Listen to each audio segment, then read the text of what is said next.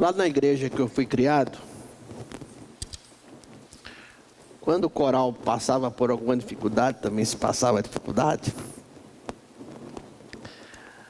o pastor Davi reunia o coral, conversava, e comumente ele terminava a conversa que tinha com o coro, regendo Maravilhosa Graça, que foi um hino que ele, quando jovem, regia com os corais de campanhas evangelísticas lá em Recife. E o hino fala sobre maravilhosa graça, graça de Deus sem par. A professora Karen Van der Sek tem um livro interessante chamado Caminhos da Graça, Identidade, Crescimento e Direção nos Textos Bíblicos, onde, a partir da psicanálise, ela faz algumas interpretações de texto, de estudos sobre texto. E ela, quando pensa no livro de Ruth, ela o intitula esse capítulo Da Desgraça à Graça. E ela pergunta: o que nos permite viver debaixo da graça? Eu tenho já dito a alguns irmãos e falado em algumas ocasiões, aqui desse púlpito, que um dos grandes desafios da teologia da graça é tirar a graça do céu e trazer para a terra.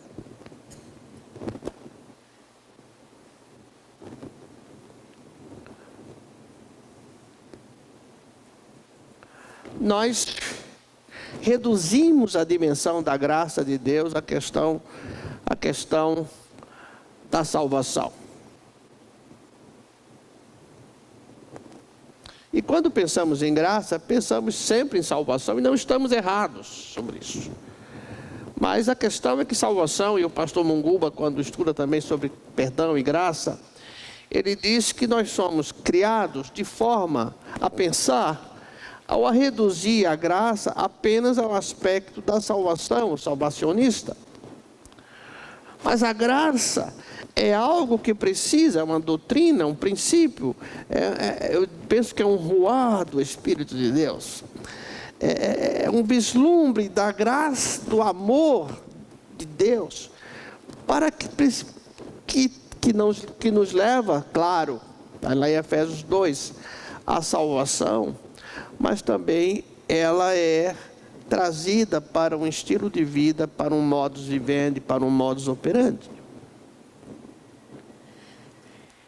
E ela diz: por que muitas vezes vivemos da desgraça? Pergunta: por que muitos grupos cristãos buscam a graça e a sua integração na existência humana, mas não demonstram a graça na vida pessoal e comunitária? Como viver na graça? E muitas vezes entramos em profundo estado de desgraça e desamparo. Isto é, às vezes nos sentimos desgraçados, no sentido como se a graça nos tivesse nos abandonado. Nos sentimos sem amparo, desamparado ou desamparado. Fiz uma anotação interessante que eu costumo anotar endereço de tudo, mas essa anotação eu fiz quando estudava um pouco sobre a teologia da morte de Deus. Mas de fato, querendo ou não, somos em parte o passado que herdamos. E é isto que nos faz seres humanos, isto é, de certa forma, nós sofremos, não estou falando de maldição, viu?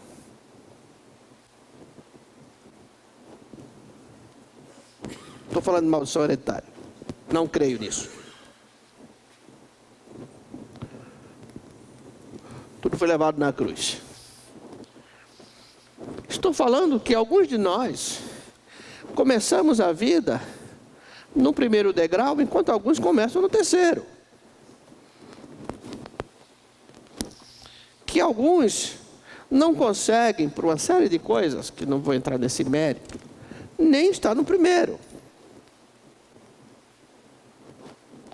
Ou que alguns conseguem subir degraus, mas às vezes por falta da estrutura da escada.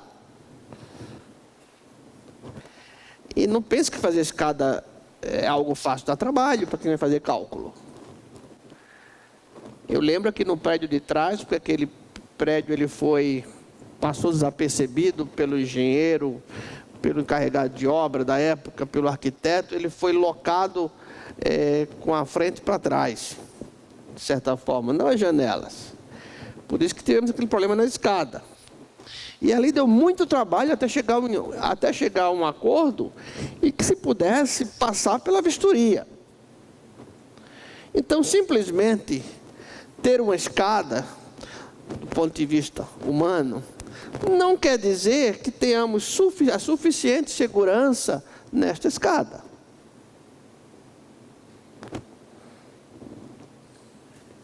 E entramos com isso numa situação do ponto de vista humano de desgraça. Alguns cristãos pelo mundo afora, e às vezes nessa própria comunidade, os irmãos não sabem, mas nessa Pompeia tem gente que não tem o que comer hoje no almoço.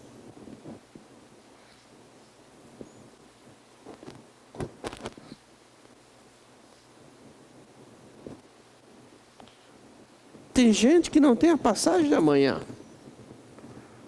Nessa Pompeia. Eu sei que estão, especialmente no mercado imobiliário, fazendo a higienização do bairro. Isso é notório. Isto é, você vai tirando os pobres e empurrando para outros lugares, que empurram outros para outros lugares, e assim vai se empurrando. Mas o que o exemplo de Ruth quer nos mostrar são essas vicissitudes da vida, esses reveses da vida, que eu já abordei isso no momento anterior com vocês, mas e que às vezes nós vivemos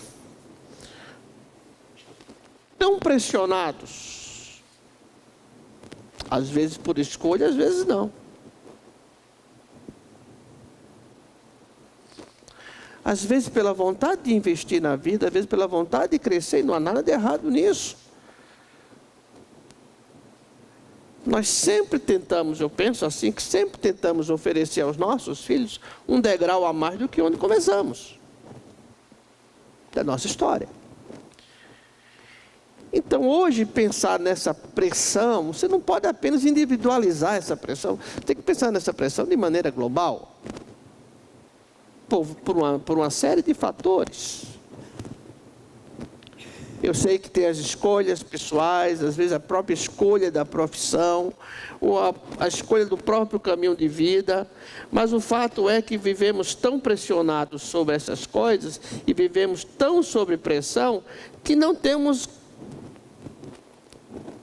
a oportunidade dada por nós mesmos para usufruirmos da graça. Isso é um conflito interior muito grande. Por quê? Nos sentimos sobrecarregados. Nos sentimos frustrados ao mesmo tempo. E olha que boa parte dos que estão aqui é de uma geração que, de certa forma, aprenderam a lidar com as frustrações. Há uma geração que não sabe lidar com as frustrações. Não sabe lidar com as perdas. Hoje eu anotei uma matéria e gravei sobre suicídio. Isso é muito sério.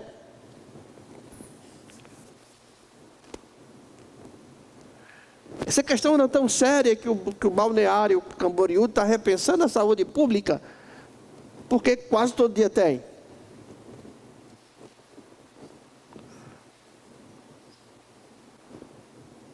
Porque as pessoas, de certa forma, nós não somos treinados, não somos preparados para lidarmos com as frustrações, e para nós ainda tem um agravante.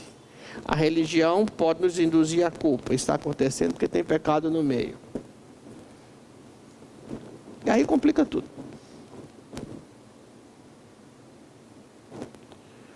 Aí complica.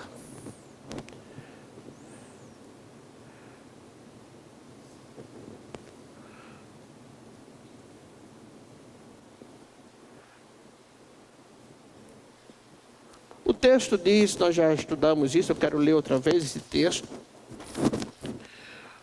Vou ler até o versículo 9 de Ruth. Está o versículo 9 do capítulo 1.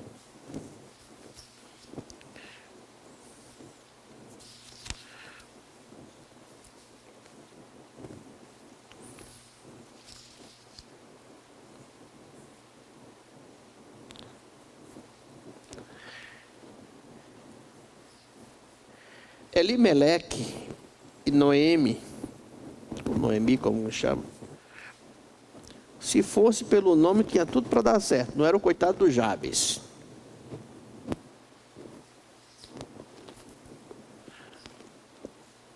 Minha graciosa,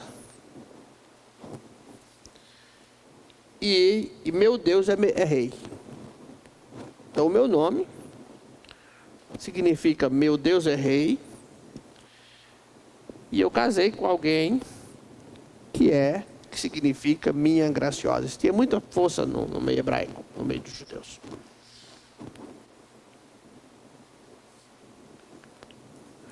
Nos dias em que os juízes governavam, houve uma fome na terra, pelo que um homem de Belém de Judá saiu a peregrinar no país de Moabe. Ele, sua mulher e seus 2 filhos. Chamava-se este homem Elimeleque e sua mulher Noemi, e seus 2 filhos Malom e Quilion, e eram efrateus de Belém, de Judá. E tendo entrado no país de Moabe, ficaram ali.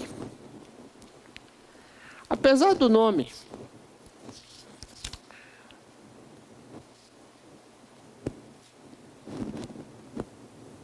de Noemi e Elimeleque terem um bom significado, o nome dos filhos já indicava a fragilidade que eles tinham. Quilion, doença, Malom, doença, e Quilion, fragilidade. Já pensou você colocar o nome do seu filho doença? Ainda bem que não temos essas coisas, né?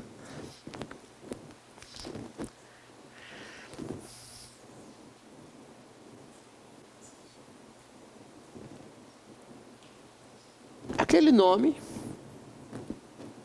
que reunia graça e realeza. E isso às vezes acontece, por exemplo, são 35 anos de ministério que eu tenho, fazer 36.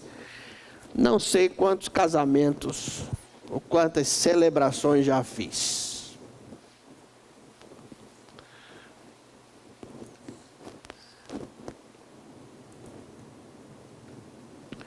E há alguns casais, até pela história, pelas condições, a gente diz, esses vão longe. Às vezes vão para longe de Deus. Mas vocês que viveram no ambiente de igreja há muitos anos, sabem disso, que às vezes a gente olha e interpreta diferente a vida. Mas o exemplo de Noemi e Elimeleque, a questão de Malom e Quilion, que é outra coisa que altera o ritmo de vida.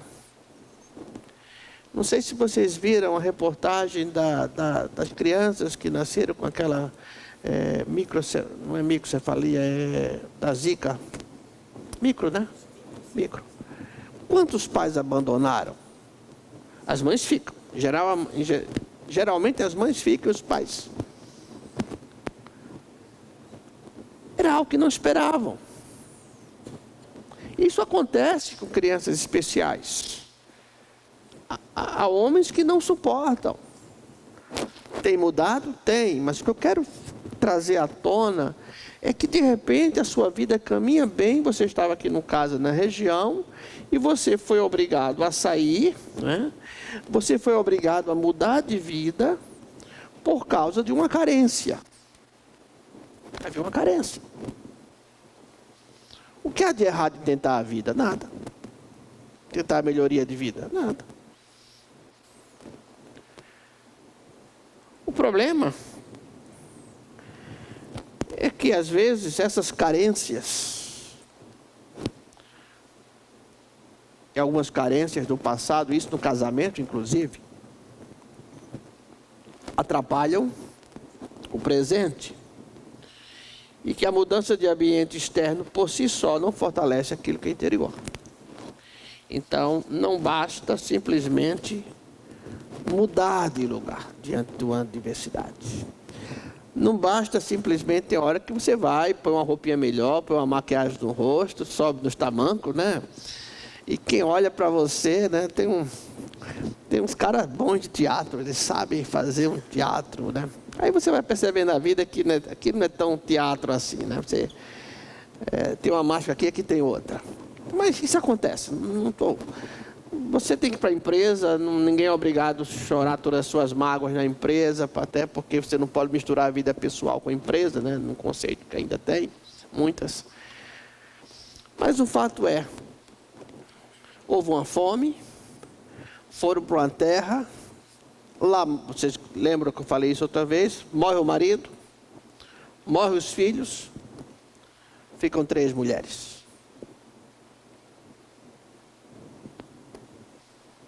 Uma voltou para a casa da sua família. Ruth fica com Noemi. E a pergunta que nos fazemos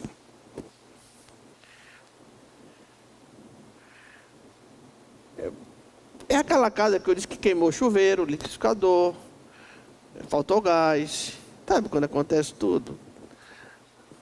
A Eletropaulo chega para visitar. Porque a água ninguém percebe que está faltando, né? Pode sentir o cheiro, mas não percebe. O que eu falo, que há situações na vida, e não tem necessariamente de envolver pecado nisso, gente. Porque senão riqueza seria sinônimo de ausência de pecado, e olha que não é também.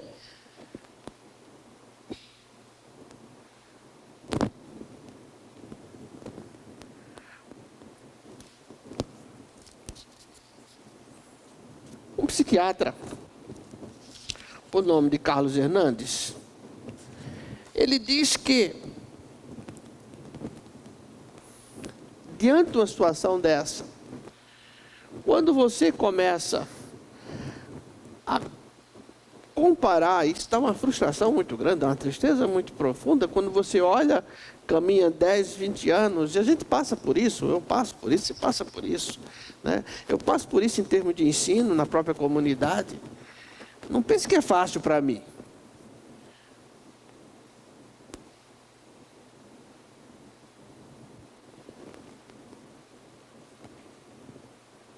Mas você vai.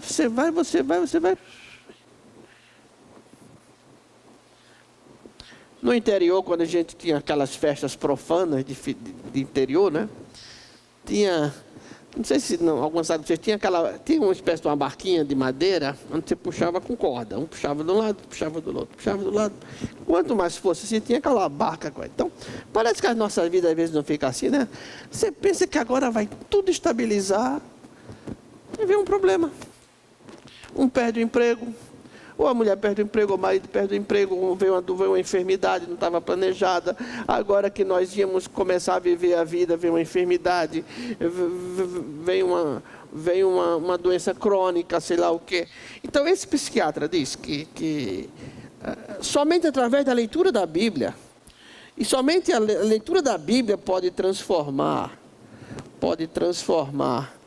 as nossas vidas.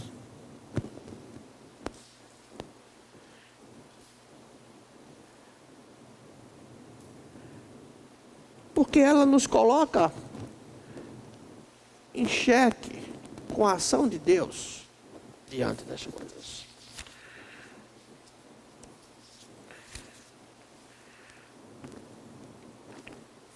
Na história daquela mulher, ela dispensou as noras e mudou o nome para Mara. Ela diz: o Todo-Poderoso me encheu de amargura.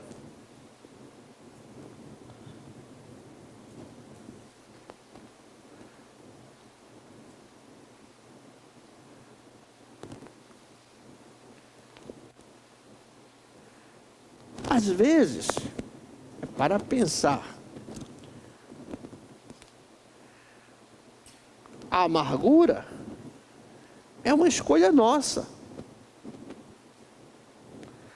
diante das adversidades da vida.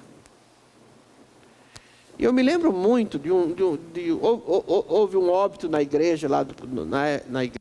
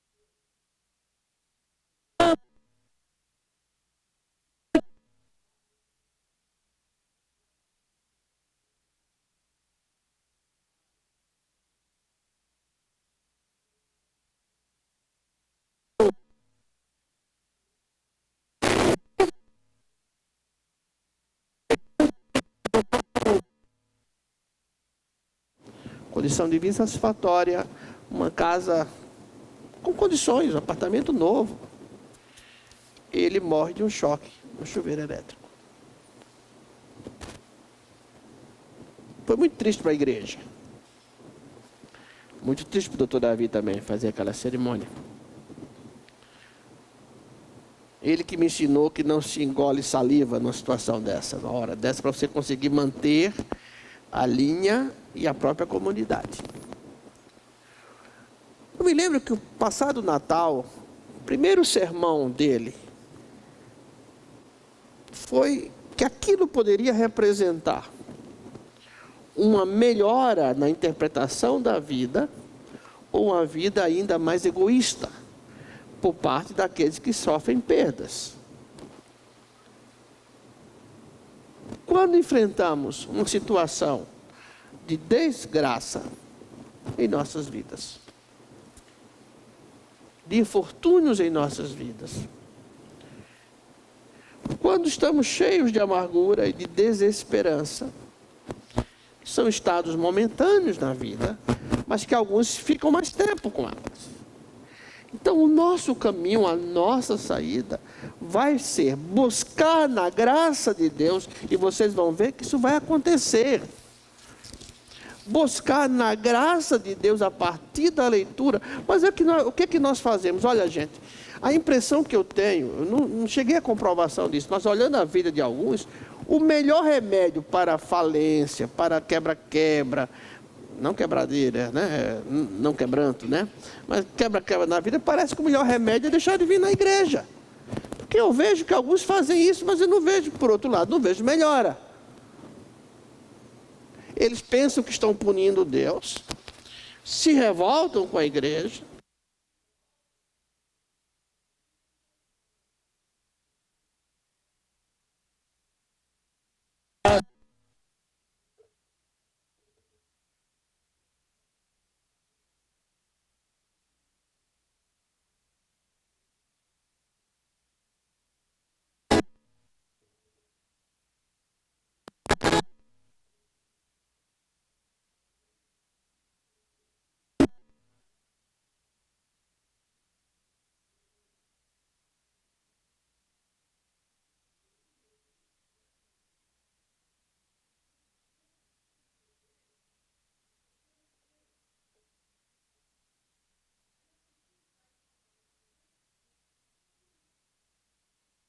Entender que esse Deus que me ama, e esse Deus que me deu salvação, e esse Deus que é paciente comigo até para ouvir essas coisas, é o Deus que vai cuidar e vai dar o socorro. O texto vai mostrar que houve uma condição melhor de clima em Belém. E eles voltam para Belém, ela volta para Belém, vai atrás de um parente que vai dar o socorro. Mas eu estou falando que às vezes nós temos que voltar para o ponto de origem, e esse ponto de origem está em Deus, não está fora dele. Porque senão, ao longo desses tantos anos de ministério, pessoas que eu vi se revoltarem contra Deus, teriam resolvido suas vidas, não resolvem. Não resolvem. Porque ela dizia, eu não posso mais gerar filhos, eu não vou ter netos. Havia uma pobreza, gente. Havia uma pobreza muito grande. A situação de viúva é muito grande. Muito séria, dentro desse contexto bíblico, e o é até hoje.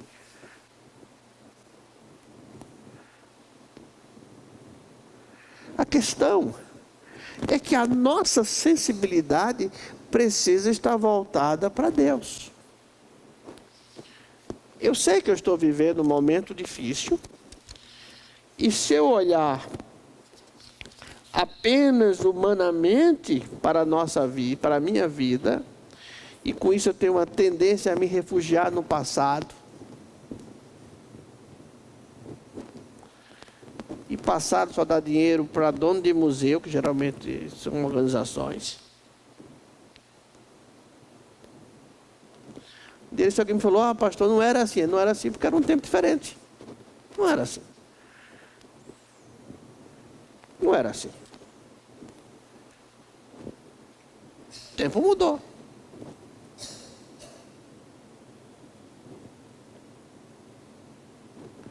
O pastor me disse, você ainda... O pastor que pregou aqui quarta-feira, o pastor Celso disse, pastor, você ainda consegue juntar um auditório desse numa quarta-feira? Isso é um presente que nós não conseguimos. O dia desse pastor Plaza falou isso para mim também. O mundo tem mudado. Não quer dizer que essa mudança esteja toda correta, mas eu tenho que fazer leitura disso. Quem quer lidar com a ética tem que fazer leitura do tempo. Agora, eu sei que Deus tem para mim uma casa de pão, um lugar de refrigério. E eu não estou falando de eternidade ainda. Isso eu sei que eu tenho. E a nossa pressa vai na contramão da pressa de Deus. Quando você tem mais pressa, parece que Deus menos pressa tem. O que precisamos entender?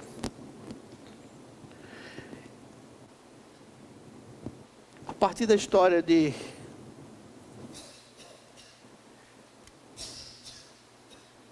Ruth, que dá título ao livro, na realidade, parece que o tema principal é Noemi, mas vai ser Ruth, a gente vai ver outros estudos depois. Era uma família séria.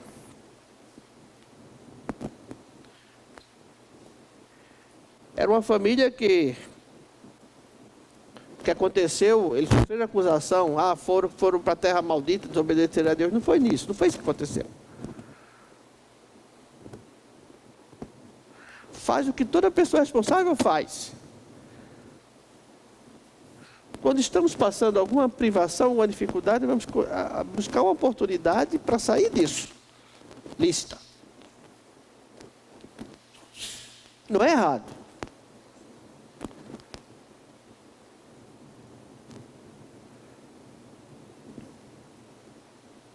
No dia que eu disse a Deus, Senhor, eu estava sem ministério, desempregado, vítima de injustiça. Por isso que eu tenho urticária com injustiça. João tinha nascido. O dinheiro que tínhamos que restou era mais ou menos 20 centavos.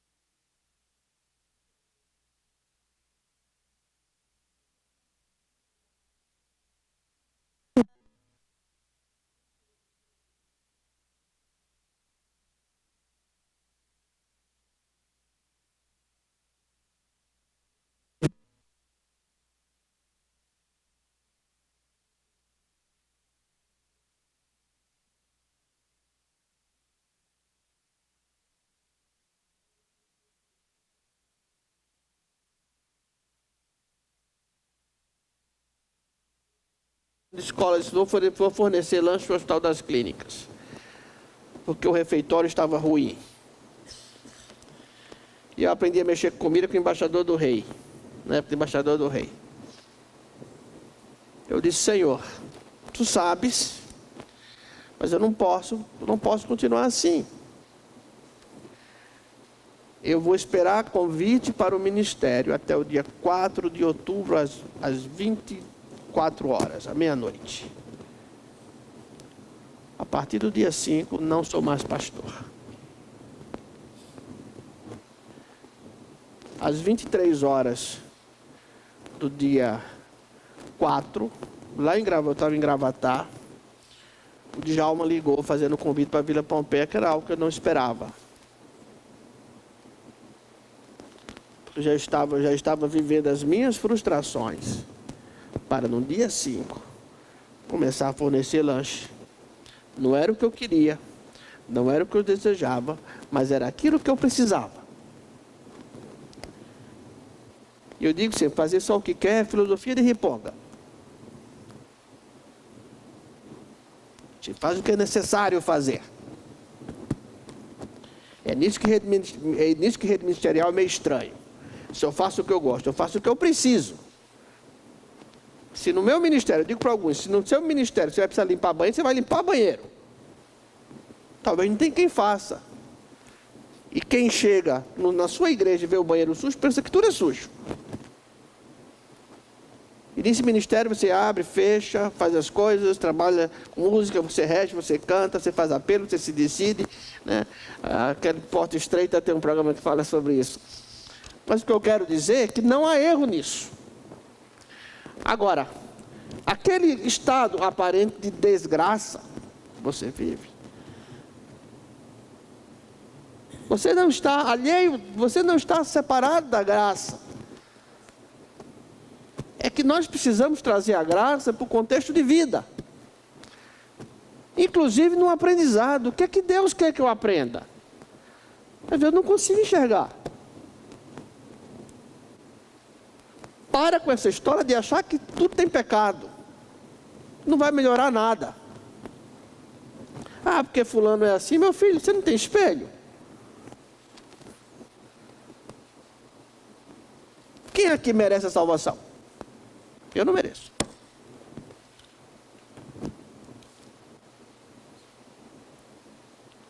Eu vivo por causa da graça.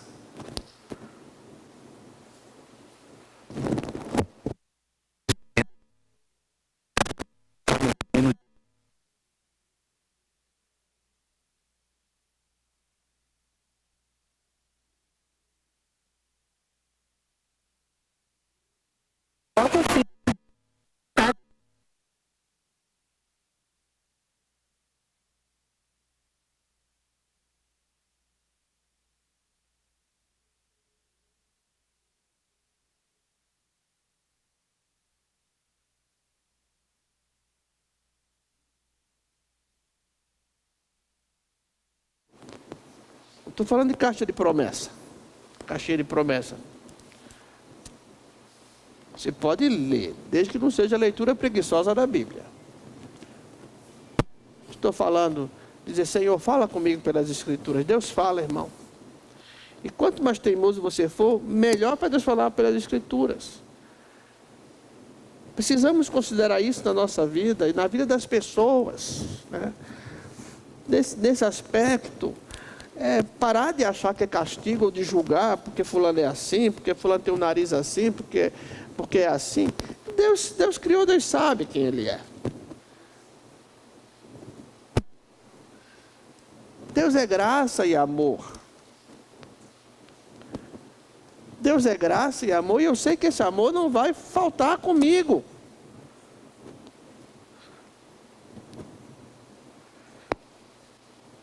Precisamos entender isso.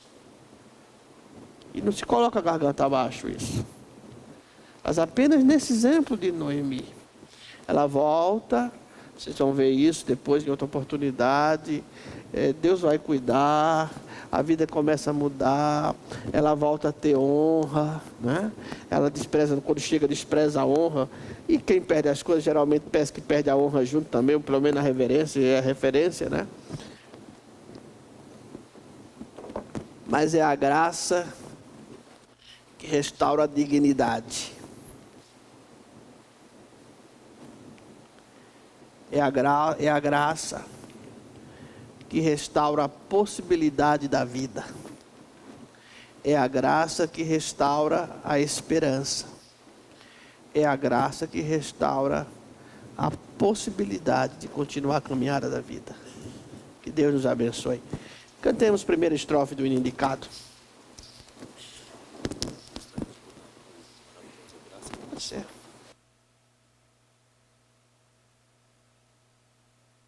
Queridos, embora sem a nossa letra, vamos fazer a primeira estrofe do hino Maravilhosa Graça, o 193 do Inário. Fiquemos em pé.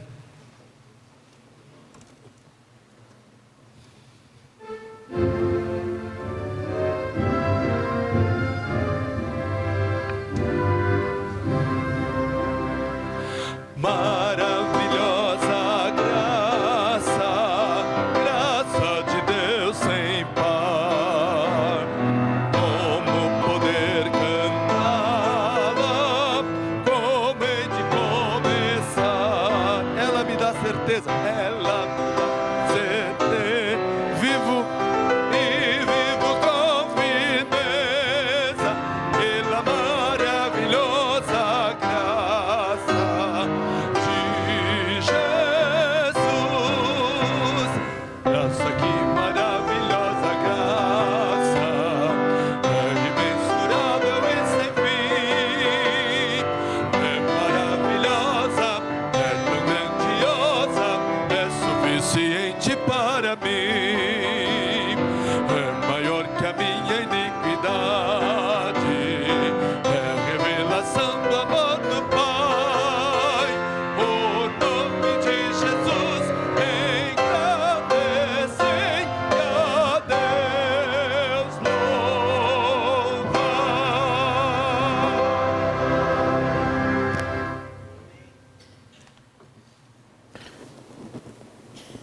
Senhor meu,